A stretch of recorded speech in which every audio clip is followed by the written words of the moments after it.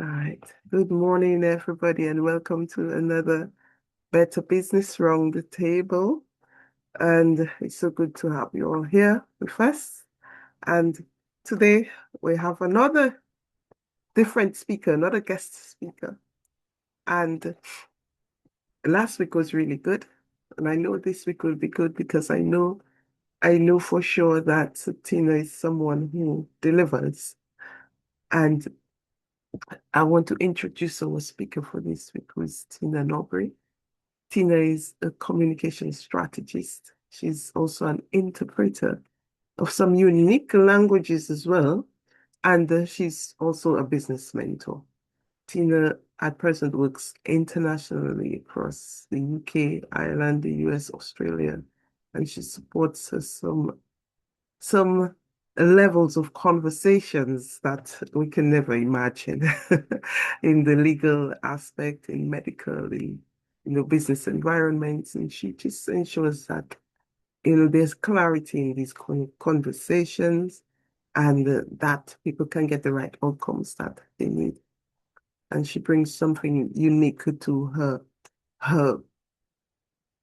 to the business as well, to the business world, because she also brings her double DTM, that's Distinguished Toastmaster. She's a Distinguished Toastmaster and a double DTM. So it's not just, um, how should I say it? She's not just an ordinary Toastmaster.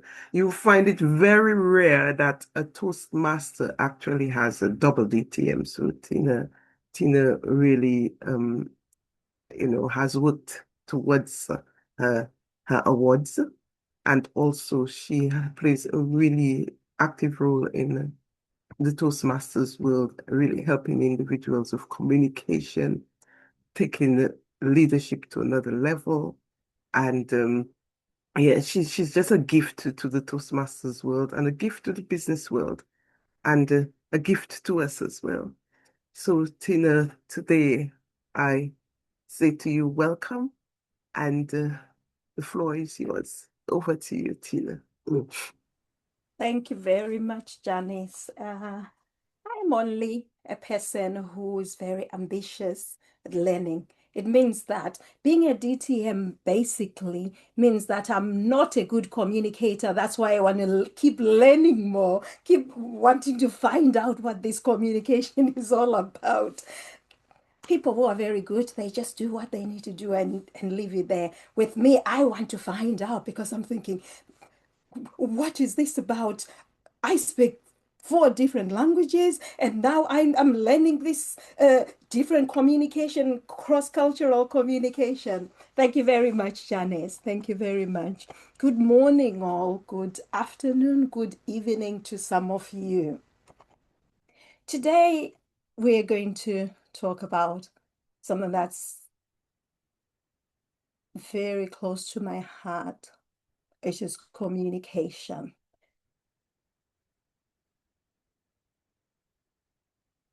Okay, see. Let's see if I can share the screen. I did share it earlier on.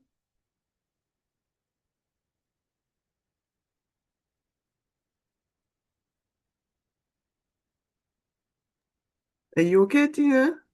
Yeah, I'm You need my trying to. help with something? No, it's on my end. I'll get it sorted. It's on my end. Okay.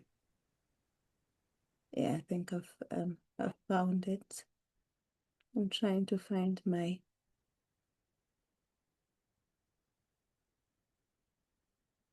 It should be all right now. I'm trying to find my PowerPoint.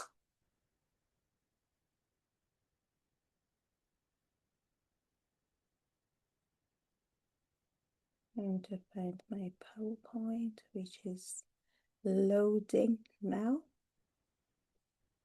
Loading, loading.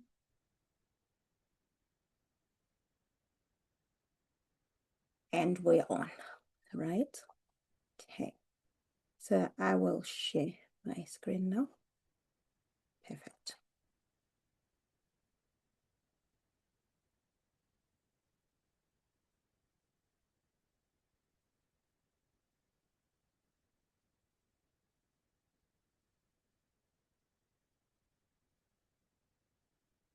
So I'm going to be talking about effective business communication. I'll tell you a little of who I am. Most of you know me, but I'll reintroduce myself this morning. So when I say I work in international reach or international reach, I am an interpreter. I'm a translator for 4 languages now. So they are rare languages. These are languages that are spoken mostly in Southern Africa. So that's places such as South Africa, Zimbabwe, Botswana, Namibia, Swaziland, which is now called the, the Kingdom of Swati. So these languages are Zulu, Ndebele, Shona, Swati. If I include English, then I have 5 languages. At times, I have to interpret in courtrooms. At times, I have to interpret in hospitals, surgical wards. I sometimes have to interpret and translate documents in the business world. It could be a bank, it could be an insurance company. It could be an organization. For example, there's a time when I had to interpret for Adidas because they had athletes who were coming from South Africa and they needed to do some adverts and they needed somebody to interpret. Not that they don't understand English. We will talk about it later. It's all about clarity, understanding cross-cultural communication. Janice also mentioned about the Distinguished Toastmaster. Distinguished Toastmaster is just really me trying to find out more about communication and leadership. People think it's public speaking. It's more than public speaking. It's how you communicate in different settings. How do you understand other people's communication styles? Do you understand what you do when your communication style clashes with another person? Do you learn or do you understand about listening? Just listening. Some conversations need listening deeply, which is called active listening. We'll talk about that later. As a mentor, I worked in business. I started business at the tender age of 21, 22. I went into business. I've been in business in Zimbabwe and here, the United Kingdom, construction, public transportation, where we had public transport. We're providing different people. I've worked also, we've had businesses in construction, had businesses in the healthcare sector. I've enjoyed working in those kind of places. But I've realized as I went on that at times there is a gap. There is a big gap between intention and true understanding. And where I stand right now, from my experience and what I've learned from the mistakes that I've made myself in communication, I support leaders in different sectors, any sector for that matter, if they are struggling with communication. I I am hoping that we will cover these 5 topics. For I will talk about why communication breaks down. We'll talk about the 3 C's of powerful communication, which is clarity, confidence, and compassion. We will talk about the power of effective listening. We'll have a play on practical tools for leaders. Then at the end, we will reflect and I'll give you the takeaways. I also do have a little handout that I will share with you guys to use to help you to audit your communication. I'm hoping that I'll take 20 minutes and maybe 5 to 10 minutes Q&A.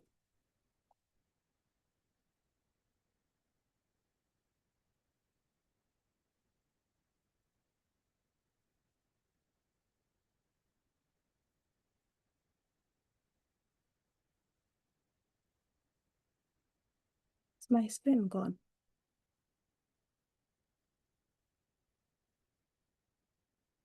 Right. Do you know, have you ever had a miscommunication with someone or either on the streets, maybe in business, where it really, really went so badly that you feel that you wasted your time? I stand here and say that miscommunication costs you more than time. It will cost you trust. It will cost you alignment. It will cost you momentum. If you are in business, most of us here are in business. If you're in business, momentum means a lot. You need to be aligned with what you are providing, the service you are providing. You also need people to trust your brand, to trust your business. It can be a bit critical. That's why effective communication is very important. There are loads of times where people make assumptions. In order for you to communicate appropriately or effectively, you need to have clarity. We can't have assumptions replacing actual clarity. You need to clarify things. Ask people, is this what you're saying? What I'm hearing is this. Forget about listening to respond, but listen to understand.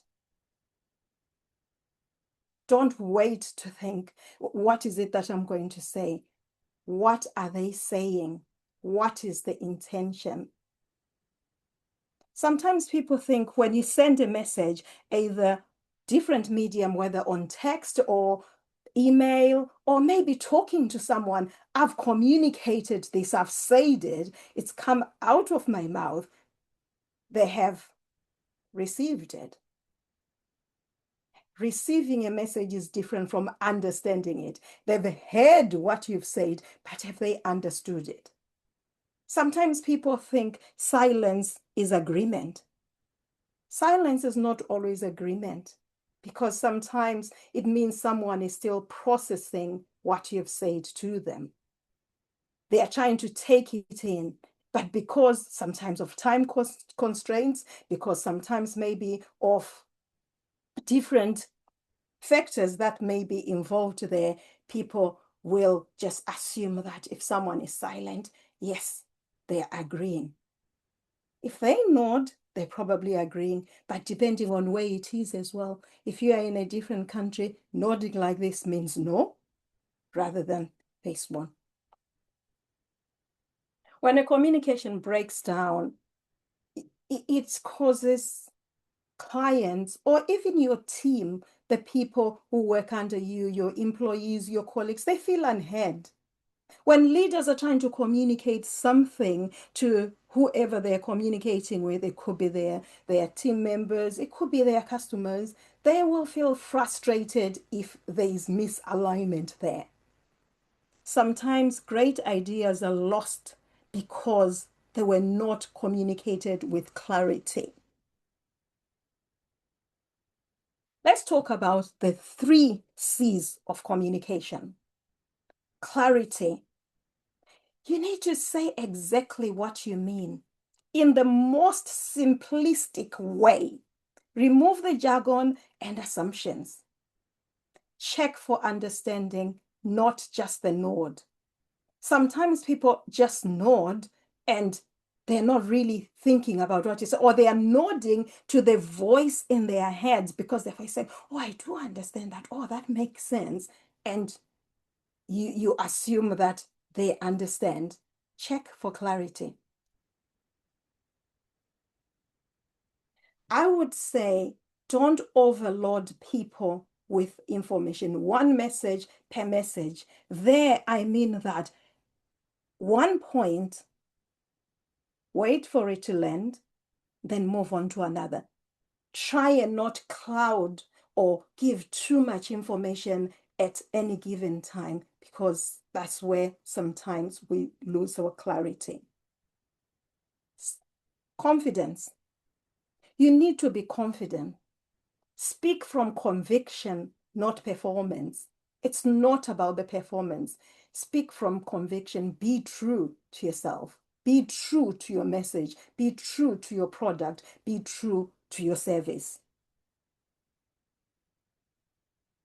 Most people, and I'm very sure most of us here, we've got so much expertise under our belt. It varies. Do not question it. Own that expertise. You've ended, you are here because you've traveled a journey. Either you've qualified in terms of academia or lived experience. On it, be confident, say it. Stand there and speak your truth. It's very important to allow something to land. Silence after a statement is power. It's not an awkward pause. It's power to allow people to take it in. For faith-led leaders, I say, speak the truth in love. It's all about love. Do you love what you're doing? Do you love the service you're doing? Do you love who you are? Do you love the people you're delivering the service to? I speak a lot about compassion. Compassion is something that is very close to my heart because I've worked a lot in the healthcare sector and I've had to be compassionate because of different circumstances in my life. It's very important to seek to understand before being understood. Listen to them. I'll give you examples of leaders out there. I've also worked in the political sectors and the legal sectors. Nelson Mandela, Barack Obama, they're well known for listening. They listen more than they speak. In a room, you will find that Nelson Mandela used to allow everyone else to speak first, to understand, and then you'll finish last. Similar to Barack Obama, he does a lot of listening in order to understand the situation before he wants people to understand where he's coming from. That is a very good skill. It's compassion. I want to come down to your level so that I understand what you mean. I understand what your grievances are. I want to understand your challenges. I want to understand all the things that have gone all right as well, so that we're on the same page. It's good to acknowledge emotions. Emotions are real data. I always say to people, I will stop everything, whether it's a high-paying client or a low-paying client, just the person who's bought just the minimum service I provide. I am very, very careful with acknowledging emotions. I don't know how I feel today. I'm neither here nor there. I will leave everything. Is everything okay? You're neither here nor there. I heard you saying you're neither here nor there. What is the problem? We leave what we're doing and sort of attend to that. Even if I can't do nothing about it, but I'm acknowledging it. I'll say, choose curiosity over judgment. Don't judge people. Someone tells you, this is happening in my life, or there are lots of things that people go through in business or even in their personal lives. Don't judge. Be curious. So what will be your next step? What are you intending to do about it? Is there anything else you think I can help you with? Do not judge. People are fighting different battles. It's all about feeling. People remember how you made them feel, not what you've done to them. It's how you make them feel. I talk of different levels. People listen with the intent. People really, most of the times, listen not with the intent to understand, but to reply. This is Stephen Covey. There's 3 levels. For me, in communication and also in interpreting, I'm taught to operate at level 3, to be empathetic. That's why I was talking a lot earlier on about listening for emotions, intentions, and meaning. As an interpreter, I have to mirror someone's emotions. I have to mirror someone, not just the words, not just what's coming out of their mouth or just the information that is being conveyed. I have to mirror the emotions, listen to the emotions, rather than last week. Last week I was sad and it really made me feel down. I will mirror last week I was really sad and it really made me feel down and low. I was depressed. That is where the power lies of listening. Level 3. Level 2 is good. Most of the people operate at level 2, where they focus on the words and giving the words that are giving them verbal cues. But sometimes words do not really convey the actual message. Sometimes people will operate at passive. Well, these are people who are daydreaming or they're thinking about all the other things. I say to people, be in the present, be in the now, live in the now, and give people level 3. Be empathetic. Breathe and give the person the actual time whilst you've got them. If you've got someone booked for 20 minutes, give them the whole 20 minutes rather than thinking, what am I going to do next? Allocate that time and have empathy. I train leaders to operate at level 3 all the time. It can be done. It can be done. It's a skill that you develop. It can be done. So there are practical tools that we can use as leaders. So here I've got 6. So the intention check. Before a critical conversation, ask this. What do I want them to feel? What do I want them to know? And what do I want them to do? That is what we call the mirror technique. When someone says something, just for you to check that you understand, just say the last 3 words of what they said. I heard you saying that you didn't sleep very well last night. Or I heard you, oh, did you say you didn't sleep well? It creates instant connection and uncovers deep meaning. Sometimes that's when people open up, or that's where you really go to the root of what they are really talking about, because sometimes your services might not work in that specific moment because they've got other things going on. I spoke earlier on about the strategic pause. Silence is not awkward at all. It's power. It is power.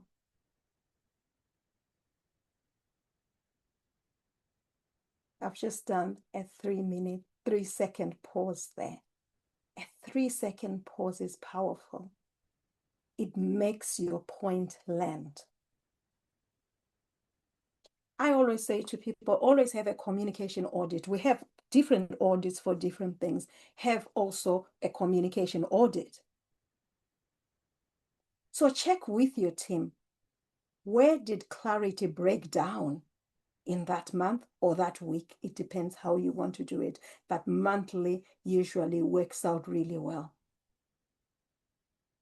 What do we need to say that we have not said? Where is the gap? Is there something that maybe we need to say differently because people did not follow those instructions, or it wasn't done, or the communication was lost along the way? I'll also say there's a tool we call the compassionate direct. Truth plus tenderness. It deliver hard messages with So you will get some people who will tell you emotionally draining information, or maybe a decision that you've made that someone has to leave the company, or someone has to stop the services, or you don't want to provide services to someone. Those are difficult messages. You can then start delivering message with, I care about you and I need to share this clearly. Or sometimes you will say, I want us both to be on the same level. This means a lot to me. It's very difficult for me to communicate this, but I want to communicate it in such a way that we both understand. In faith and communication, I say, be true to yourself. Let your yes be a yes, as in Matthew 5, verse 37. This shows integrity, clarity, and grace. It's the Christian age. You know, the Christian leaders' age is based mainly on servant leadership, but also aligned to your calling, aligned to what you're called to do. It also has a lot to do with practical competences. You need to be competent at what you do in order for it to be aligned with your calling as well.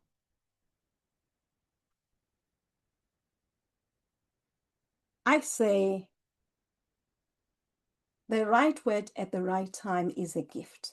If you look at Proverbs 15, verse 23, a person finds joy in giving an apt reply. And how good is a timely word? Timing is very important in communication. It's all to do with love. Truth without love is brutality, I think. Love without truth is flattery. Ephesians 4, verse 15. Everything should be done in love. Instead speaking the truth in love, we will grow to become, in every respect, the mature body of who is the head, the full body of Christ. It's all to do with love. Also, God gave us 2 ears and 1 mouth for a reason. We need to be quick to listen, slow to speak, and slow to become angry. I believe that great communication is a spiritual discipline. It reflects the character of the one whom we represent as leaders out there. When communication flows well, you will find that everything gets easier, your message connects, your mission advances. Decisions are clearer, there's less back and forth. Relationships become stronger, your trust in what you provide or what you do grows. The business moves forward far less with friction. Great ideas get heard, they're not lost in translation. Teams feel valued, aligned, and motivated. It's all to do with love. Above all, you lead with authority and authenticity. When you lead with authority and authenticity, you transform your service provision, you transform your teams, you transform what you do. It's all to do with transformation. So I've got 3 takeaways for you today. The 3 takeaways is audit one conversation this week. Think of a recent miscommunication. Ask yourself, was I clear in what I said? Did I truly listen? What assumption did I make? This is where growth begins. The second takeaway I want to give you today is Use the intention check before every important meeting. Remember how I said, what do you want them to feel? What do you want them to know? And what do you want them to do? Write it down. Let it shape how you open that conversation. It's all to do with preparation as well. The third one is choose one person to listen to at level 3. No phone, full presence. Just use the power of the now. Be present. Try and listen for emotions and meaning. And watch what changes in that relationship when you do that. This is where we end. And I leave you, let's be thinking about if you have any questions, you can ask me. But I want you to think from what I delivered, what resonates most with your leadership contest? What do you most often experience communication breakdown, or where do you most experience communication breakdown? These are things for you to be thinking about. You don't have to answer them right now, but these are things for you to be thinking about. What will you try to fix this week?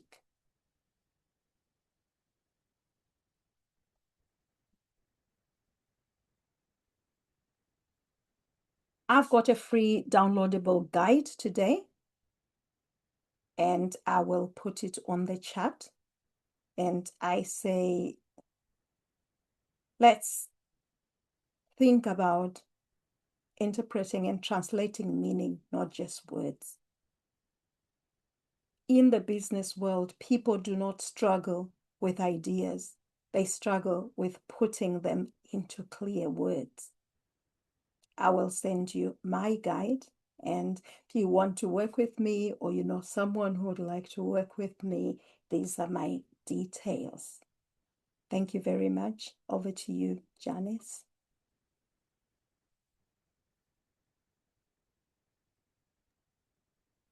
Wow. Thank you so much, Tina. Wow. That was absolutely amazing. Um, wow. Very good. Very, very good. As well, as Dr. River just said, excellent presentation. Excellent. And that says it already with communication. Thank you so much. You had me thinking of a number of things, not just communication in business, but also communication at home with my children. And I've had to just stop and think about these things and take some notes. And one of the key things that you said that I didn't think of it as when you said great communication is a spiritual discipline. I never once thought of it that way. I don't know if you want to expand a little bit on that bit, Tina, or um Oh, it is a spiritual discipline, because if you see how I said that, let your yes be yes. And also, it's all to do with love. If you miscommunicate, I have seen some people leaving churches because there's miscommunication there, purely because someone misunderstood something or someone made an assumption about something. A perfect example will be in churches where there's children's churches and the youth churches, and there are children who are have learning disabilities, or who are on the autistic spectrum. All that is needed is that they just change the way they communicate with the parents, communicate with the children, in order for them to come. Sometimes they will say, well, this child is problematic because they can't sit down. This child cannot do that. It's all because there is miscommunication there.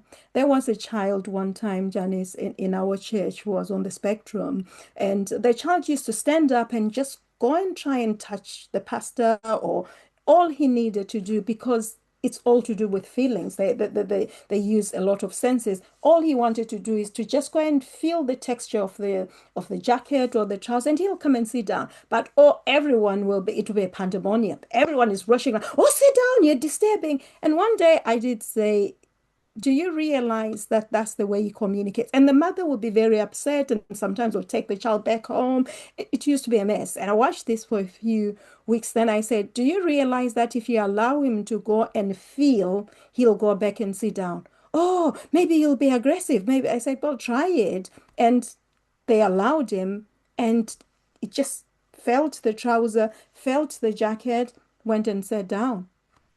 Miscommunication there. All they needed to do is to understand how he communicates. And the mother wouldn't have been upset. The mother wouldn't have been very agitated all the time. So that's what I mean. I'm going to put this handout on the chat right now. Yes, thank you. Thank you, Tina. Wow, that's a great example. You see, so many times we're so busy to try to find a solution to a problem. And sometimes it is a communication problem, but because we're thinking of all of the things, or what maybe we're good at, or our own assumptions that we didn't take some time to think about it, and maybe just see it's a simple communication problem. But if you look at sometimes, so many times we have mm, issues in maybe in the workplace. And when you think of it, it's just a lack of communication. Sometimes I remember not too long, there was the okay, there was I'm part of a leadership in church, and we had in the chat in the WhatsApp chat, two people just going back and forth. And, someone said to me, Janice, you need to get involved and resolve it, because look at how it's going. And I was like, actually, it's not really an argument when I stop and look at it, because I thought about it and I know their hearts. These are people I know, and I know they love God. I know their hearts. And basically, they're saying the same thing in two different ways. And that's what it really was. And it was just to help them to see that they're saying the same thing in two different ways. And it wasn't, so it was just a simple communication thing. It wasn't anything where they were, anything that was serious, where we had to think that they needed any kind of discipline or whatever it is. It's just two people who really are really passionate about the same thing, and they're saying the same thing in different ways. And when I brought it to their attention, they realized that there really wasn't any argument. But it is just as you said that, as you spoke about that, it helped me that just came back to my mind. But communication is something that is so important. And you said one more thing before I stop. You said one more thing that really had me thinking. You said one message, message. And that stood out for me, especially with my children. Because sometimes I have so many things that I need them to do, and I tell them, do this and that and that. And I try to give them the whole list in one sentence. And sometimes they get back to me like, Mommy, I don't know what you're saying so many things. What do you really want? So it's something that I'm going to practice in one message per message. I never thought of it that way. So thank you for bringing this out. Anyway, yes, Maz, over to you.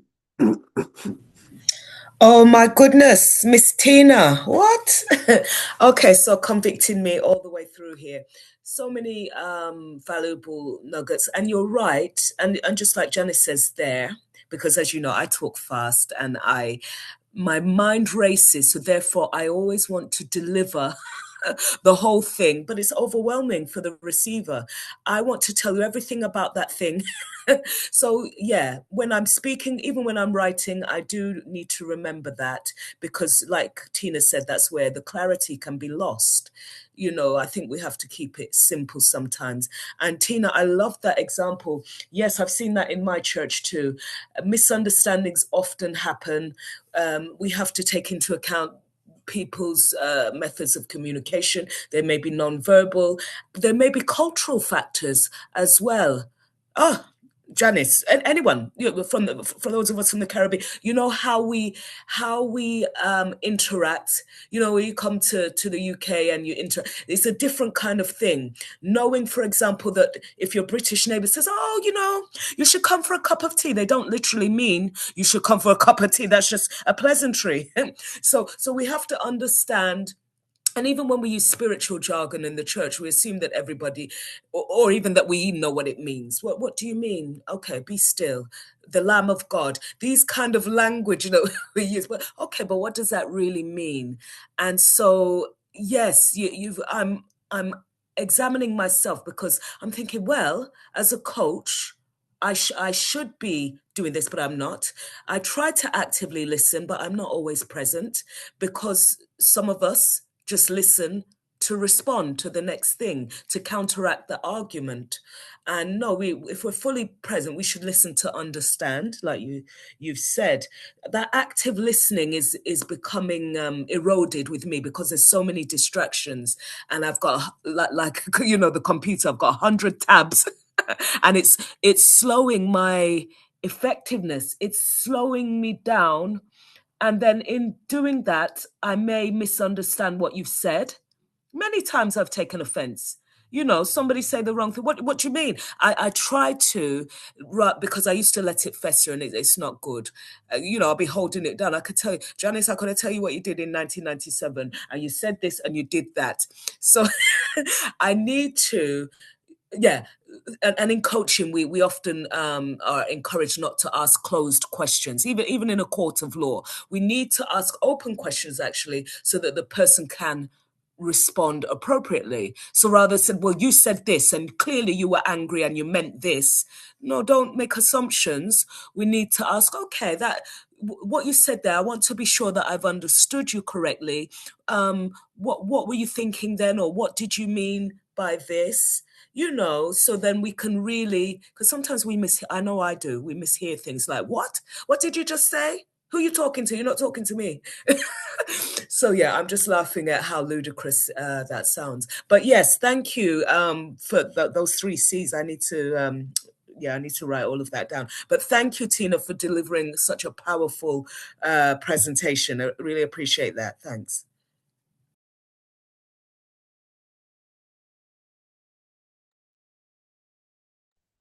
Thanks, Maz. Thank you.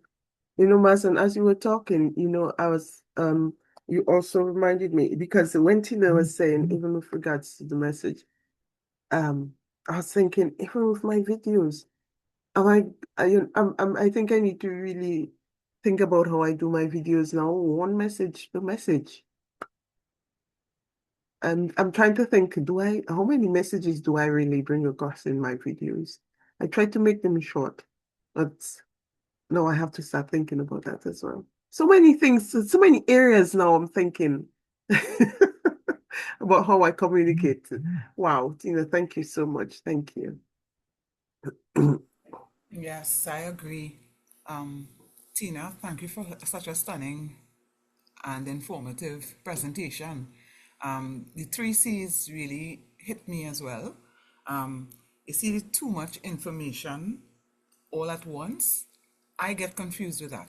Sometimes you just shut that right down because you can't get to process one thing until before you hear something else that you have to take in as well. So it's a shutdown for me. So that's an area too. Yeah, I have to look at. All this is, you have to look at if it is you want to be good and have clarity in your communication. Make everybody understand, because I understand that if it is the other person don't understand what you said, then you haven't communicated at all, right? So yeah, you stirred a lot in your presentation in me, Tina, and thank you so, so, so much.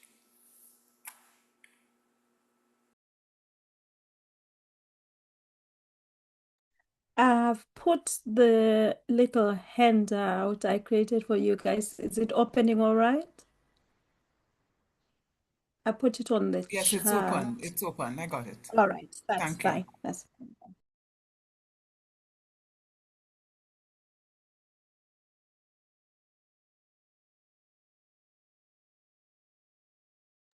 Thank you, Tina. Yes, I was able to download it to get it. So thank you. Thank you for that.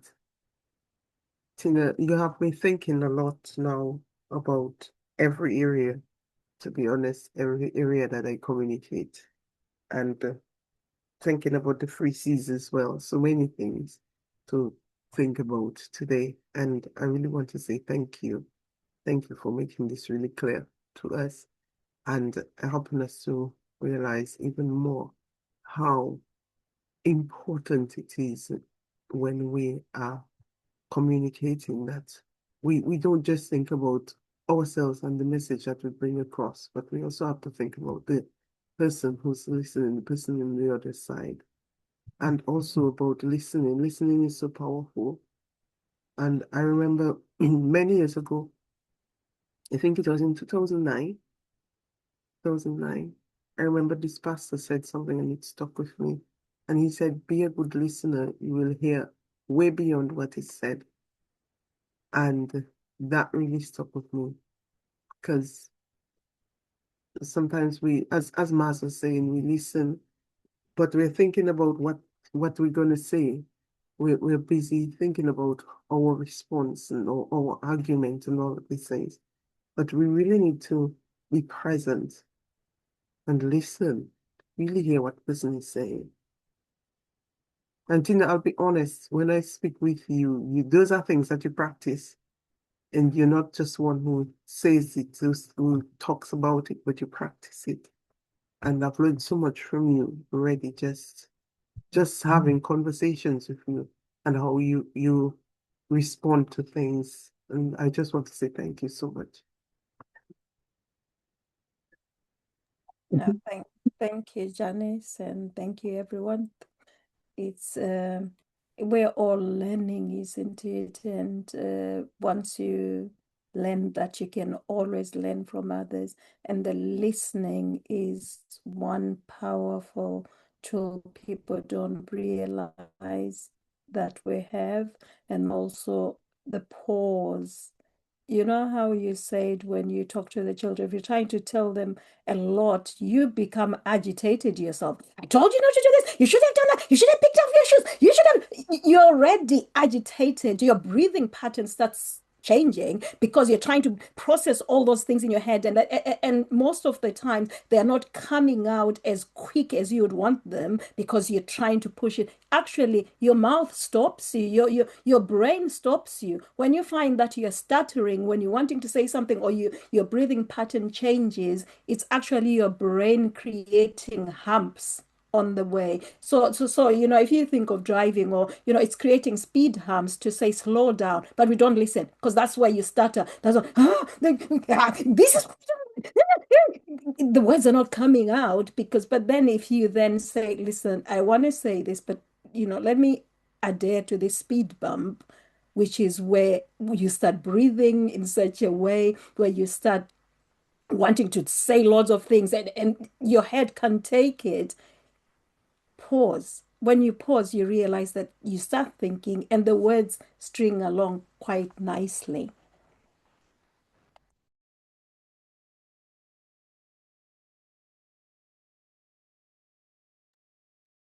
So good, Tina. So good. Thank you for that. I never even thought of it as a brain telling us that.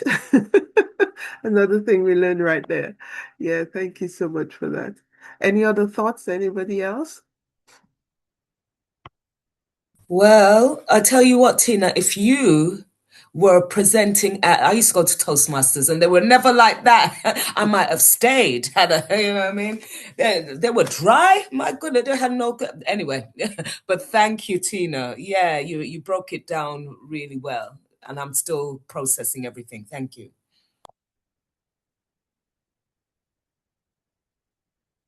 Thanks, Laz. Yes, Tina brings a lot into a meeting, I'll be honest. When she's Toastmaster today, especially, she really brings life into Toastmasters. and just multifaceted as well, because Tina, like, where have you been hiding? I know Tina does all the things, but I didn't know this about you. So you must, you need to share with us, Tina, and stop hiding. And I just thought about what you said in terms of, because Tina, in terms of the uh health industry, and how much, yeah, I thought if we had that effective communication, they waste so much money. So much is lost through, the managing directors and their poor communication. They can't retain their staff, don't know how to talk to people. And there's some people who really, you talked about empathy, and that's lacking, because obviously we have to be target driven in that industry, and that seems to be above all. But yeah, we forget these things about effective communication, and how we need to treat people. So yes, thank you so much.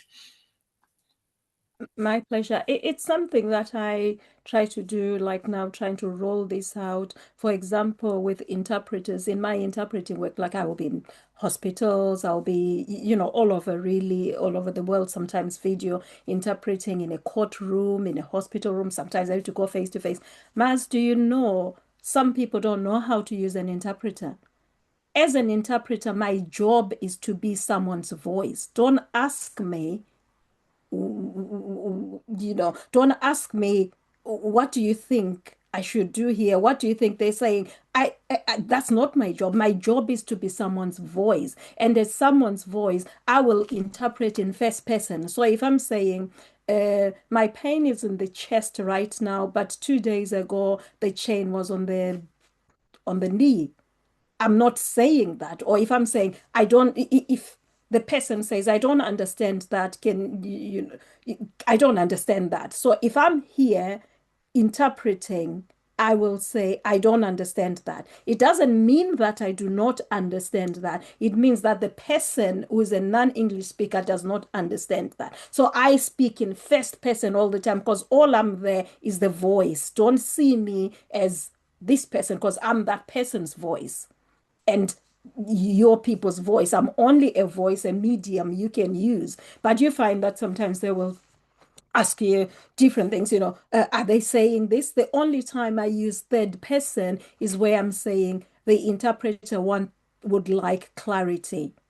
And also, it's understanding the translation of meanings or interpreting meanings, because there are some words that don't exist in other languages. And you find that you need to clarify now. Otherwise, if I interpreted or translated word for word, it's not going to make sense. There has to be cross-cultural understanding, understand that this word does not exist in that language. I need to explain the process rather than the word. It's so you found doctors really startled. You, what am I supposed to do? Use me. I'm just your voice. I'm your voice. Use me just as your voice. Don't think of me as a person here. Think of me as a voice that you're using to the other person. And a lot, even in courtrooms, I had a solicitor who said, uh, you seem to be working on the same rhythm as me. I've never, most interpreters, we have to stop because we don't understand each other. But it's only because I'm there saying I'm the voice and I'm listening and pausing and I'm not rushing to speak. But you find those things, and sometimes the lawyers or sometimes the judges get frustrated because there's that people need to learn how to communicate, not just to communicate, but to use interpreters. Because yeah, there's an interpreter and saying, I'm just the voice. Don't be asking me, because what are they saying? Do you think they understand what I'm saying? I don't care if they don't understand what you're saying. This is why I'm here, so that you understand each other. But yeah, you're right, Maz, you're right. Especially the healthcare sector. I get frustrated because sometimes you think, we can't rush this process, because if I give the wrong thing, you will give someone the wrong medication. Someone will go and be operated for something that's not true because I've used the wrong word. Wow. You're helping us to see communication on another level now. Yeah, On that's a another whole level. lot. It's a whole lot. a whole lot deep. It is. Thank you, Tina. Thank you so much. Thank you. I really appreciate it. And you see that just tells us, you see, among us, there's such a wealth of wisdom. There's so much that we still don't know about each other. We're still learning about each other. But I want to say thank you, Tina. And any final thoughts before I close? Anybody else?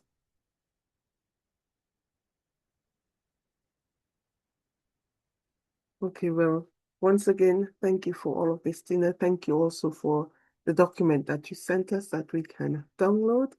And we really appreciate you sharing with us. And there's so many takeaways, so many things that I'm going to think about, how I'm going to apply it to, home, business, so many areas. I just want to say thank you. And I wish you all a great rest of the day and a great weekend ahead. God bless.